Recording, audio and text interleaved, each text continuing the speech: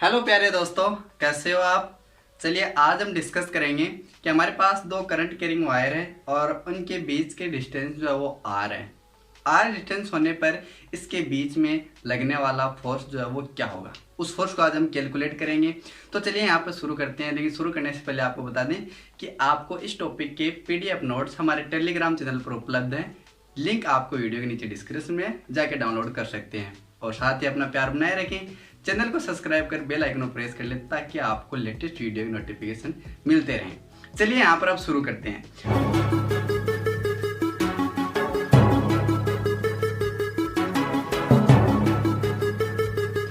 तो देखिए आप यहाँ पर देख पा रहे हैं डायग्राम में कि हमारे पास M और N दो करंट कैरिंग वायर है, जिसमें M में जो करंट फ्लो हो रहा है वो I1 फ्लो हो रहा है और जो हमारे पास N वायर है उसमें I2 करंट फ्लो हो रहा है। ठीक है, दोनों और किस डिस्टेंस पर हैं? R डिस्टेंस पर हैं। अब चलिए हम सबसे पहले बात करते हैं कि हमारे पास जो वायर M है इसमें करंट I1 फ्लो हो रहा है, तो इसके चारों ओर मैग्नेटिक फील्ड प्रोड्यूस होगा। अब वो मैग्नेटिक फील्ड कैसा प्रोड्यूस होगा, तो हम इसको राइट हैंड थंब रूल से ज्ञात कर सकते हैं। राइट हैंड थंब रूल क्या होता है कि आपका थंब जो है वो करंट की डायरेक्शन में रहे और जो आपकी कर्ल की हुई फिंगर्स हैं, मुड़ी हुई अंगुलियां हैं, वो मैग्नेटिक फील्ड को डिनोट करती हैं। यानी आपके पास जो मैग्नेटिक फील्ड क्रिएट होगा वो कैसा होगा, वो होगा एक वर्ताकार रूप में। ठीक है, चलिए यहाँ पर समझते हैं कि कैसा होगा। तो जैसे यहाँ पर देख पा रहे हैं आप कुछ इस प्रकार I1 करंट के चारों ओर मैग्नेटिक फील्ड क्रिएट होगा। ठीक है, अब यहाँ से देखिए आगे, यहाँ पर मैग्नेटिक फील्ड क्रिएट होगा तो ये मैग्नेटिक फील्ड जो वायर हमारे पास N इसके अंदर भी जाएगा। यानी आपके पास जो ये मैग्नेटिक फील्ड है जो I1 की वजह से यहाँ पर क्रिएट हुआ है वो वायर N में एक्सटर्नल मैग्नेटिक फील्ड की तरह व्यवहार करेगा। ठीक है, और हम जानते हैं कि किसी एक्सटर्नल मैग्नेटिक फील्ड में यदि कोई वायर रखा हो, करंट कैरिंग वायर रखा हो, तो उस पर कुछ फोर्स वर्क करता है। ठीक है, वो फोर्स वर्क कितना करता है उसको हम आज कैलकुलेट कर रहे हैं। तो चलिए यहाँ पर मानते हैं कि यहाँ पर कोई पॉइंट P है, ये एक पॉइंट P ले लिया है। ठीक है, अब देखें यहाँ पर कि इस पॉइंट P पर जो मैग्नेटिक फील्ड होगा वो कितना होगा और उसकी डायरेक्शन क्या होगी। तो चलिए देखिए यहाँ पर, तो यहाँ पर मैग्नेटिक फील्ड कुछ वर्ताकार रूप में क्रिएट हो रहा है। अब यहाँ पर देखिए जैसे बाहर आ रही है हमारी अंगुलियां। ठीक है, राइट हैंड थंब से यदि काम ले हम, तो यहाँ पर जो हमारी फिंगर्स है वो बाहर आ रही है, यानी यहाँ पर जो मैग्नेटिक फील्ड होगा वो आपका आउटवर्ड बाहर की ओर होगा और यहाँ पर जो है मैग्नेटिक फील्ड अंदर की तरफ जा रहा है यहाँ पर। ठीक है, तो यहाँ पर जो मैग्नेटिक फील्ड होगा वो क्या होगा, इनवर्ड होगा, अंदर की ओर जा रहा है। तो यानी पॉइंट P पर जो मैग्नेटिक फील्ड की डायरेक्शन है वो इस प्रकार हो जाएगी B1, जो I1 की वजह से यहाँ पर प्रोड्यूस हुई है। ठीक है, अब यहाँ पर पॉइंट P पर हम मैग्नेटिक फील्ड निकालना चाहें कि कितना है, तो वो देखिए सबसे पहले निकालते हैं। तो यहाँ पर लिख सकते हैं हम magnetic field at a point P due to किसके कारण, करंट I1 के कारण।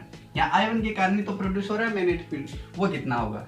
तो हम जानते हैं कि हमारे पास कोई वायर है, करंट कैरिंग वायर, और उससे R डिस्टेंस पर कोई पॉइंट P है और उस पर हमें मैग्नेटिक फील्ड ज्ञात करना है। तो हम किसे लिखते हैं, हम पीछे भी इसके बारे में चर्चा कर चुके हैं, जाके आप वीडियो देख सकते हो। तो हमारे पास क्या होगा, B equals to mu not I upon 2πr, यानी पॉइंट P पर ये मैग्नेटिक फील्ड होगा। अब यहाँ पर बात करते हैं कि मैग्नेटिक फील्ड कैसा होगा, कितना होगा, इस डायरेक्शन क्या है।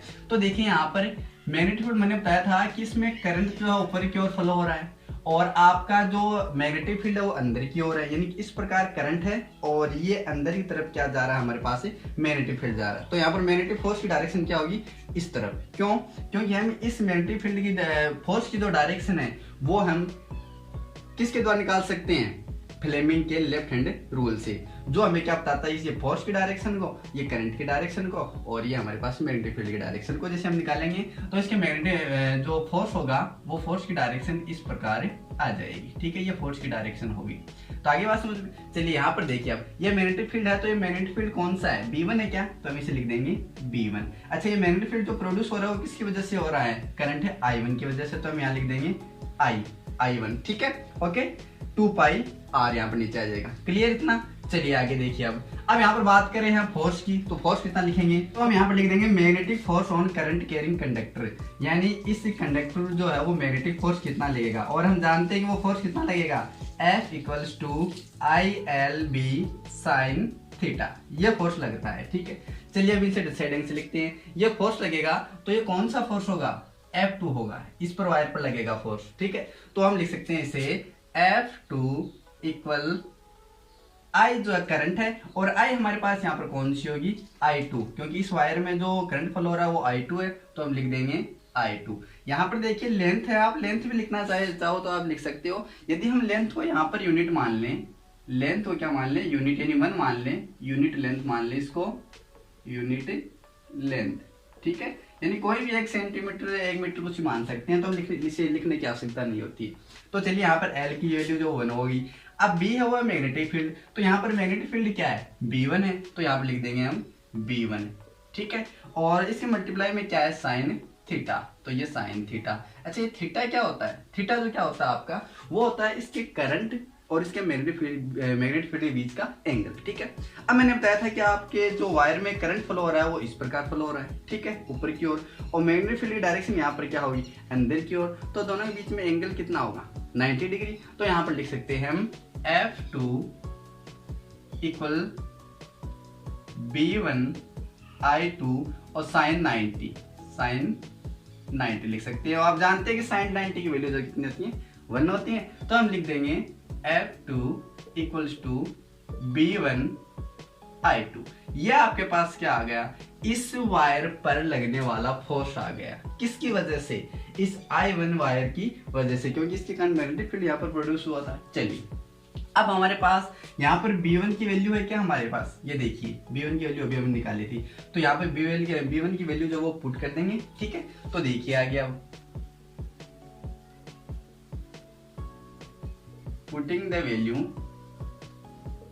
ऑफ B1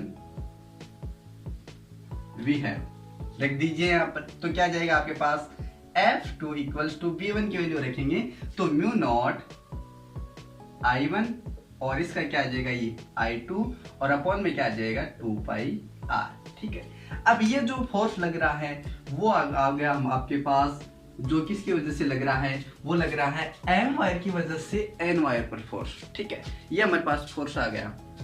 अब चलिए देखिए यहाँ पर, अब सेम जो बातें हैं वो किस में होगी, M में भी होगी, क्योंकि यहाँ पर N में भी करंट फ्लो हो रहा है, इसके कारण में मैग्नेटिक फील्ड प्रोड्यूस होगा। ठीक है, और यहाँ पर मैंने बताया मैग्नेटिक फील्ड की डायरेक्शन वो क्या है, इस प्रकार आउटवर्ड है, तो यहाँ पर लिख दूंगा मैं B2, और इसकी डायरेक्शन में क्या होगी, फोर्स की फ्लेमिंग के लेफ्ट हैंड रूल से इस ओर होगी।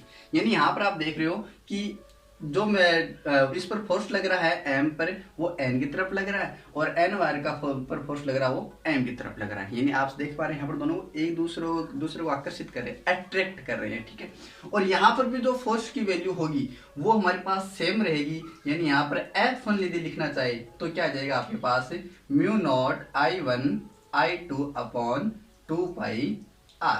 ये आपके पास क्या आ जाएगी, इस फोर्स की वैल्यू F1 की। यानी यहाँ पर आप क्या देख पा रहे हो कि आपके पास जो फोर्स है M1 M2 वो दोनों का मैग्नीट्यूड, जो उनका परिमाण दोनों का समान है। ठीक है, दूसरी चीज यहाँ पर आप क्या देख पा रहे हो कि आपके पास जो वायर M है और जो वायर N है वो एक दूसरे को अट्रैक्ट कर रहे हैं। ठीक है, एक दूसरे क्या कर रहे हैं, अट्रैक्ट कर रहे हैं। चलिए अभी हमने अब क्या देखा है कि यदि दो वायर में करंट एक ही डायरेक्शन में फ्लो हो रही है तो वायर एक दूसरे को क्या करेंगे, अट्रैक्ट करेंगे। ठीक है, अब यहाँ पर सेकंड डायग्राम की बात करते हैं। आपके पास वायर P और Q है, जिसमें P में ऊपर की तरफ करंट फ्लो हो रहा है और Q में नीचे की ओर फ्लो हो रहा है। ठीक है, तब वो दोनों वायर यहाँ से देख पा रहे हो सेम कंडीशन यहाँ पर लागू होगी। आपके पास जो फोर्स लगेगा F1 और यहाँ पर F2, वो दोनों क्या होंगे, विपरीत डायरेक्शन में फोर्स लगेंगे। ये एक दूसरे को क्या करेंगे, यहाँ पर रिपेल करेंगे। जैसे भी यहाँ पर नोट में मैंने लिख भी रखा है कि two parallel conductor current carrying conductor in the same direction attract each other, एक दूसरे को आकर्षित करेंगे, जैसे आप डायग्राम में देख पा रहे हो यहाँ पर। ठीक है, और यहाँ पर दूसरे पॉइंट में देखिए, it the current in conductor opposite direction, यदि अपोजिट डायरेक्शन में यहाँ पर करंट फ्लो हो रहा है, then they repel each other, तब क्या होगा, ये एक दूसरे को रिपेल करेंगे। ठीक है, यानी प्रतिकर्षित करेंगी, जैसे कि आप यहाँ पर डायग्राम में भी देख पा रहे हो। तो आज पढ़ा हमने कि 2 वायर हैं और उस वायर के अंदर करंट फ्लो हो रहा है और आज डिस्टेंस पर हैं, तो उस पर फोर्स जो वो कितना लगेगा, फोर्स को हम कैलकुलेट कर लिए हमने, पीछे भी लिखा है यहाँ पर। वह फोर्स का मैग्नीट्यूड यहाँ पर समान होगा, दोनों फोर्स समान होंगी, तो यहाँ पर जो अट्रैक्ट करेंगे एक दूसरे को वो भी समान रूप से अट्रैक्ट करेंगे, और यहाँ पर जो एक दूसरे को रिपेल करेंगे वो भी क्या होंगे, समान रूप से ही करेंगे। तो फिलहाल आज के वीडियो में इतना ही, मिलते हैं अगले वीडियो में, तब तक के लिए गुड बाय, जय हिंद।